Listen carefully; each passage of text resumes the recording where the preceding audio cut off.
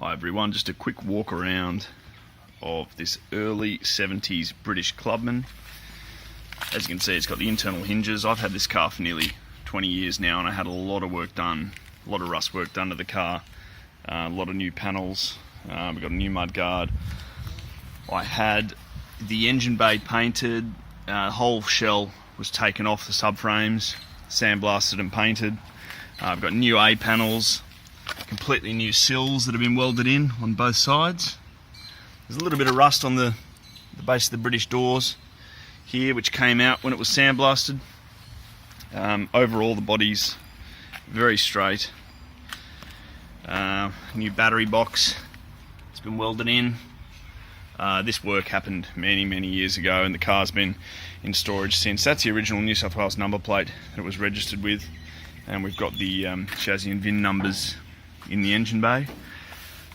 It's had, as you can see, new floor pans welded in, new internal sills on both sides as well, all welded in. Even up here, the British cars rusted a lot around where the air vents came in. Those have all been replaced with new panels. Back seat, we've also had rust repairs done.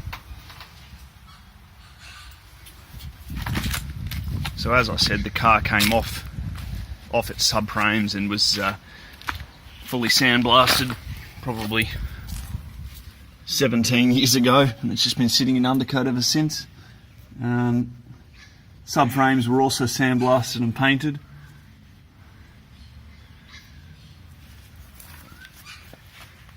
But being the rare British spec body with these internal hinges, it means that all the rover parts, all the rover interior trim, glass and other features fit the car. It'd be great for a project like a 1275 GT project or something, if someone wanted to build up that sort of car. As you can see under the guards here, I've also had a lot of rust repairs done right up to the top. That's where the vents come inside there. I'll open up the bonnet so you can see in there.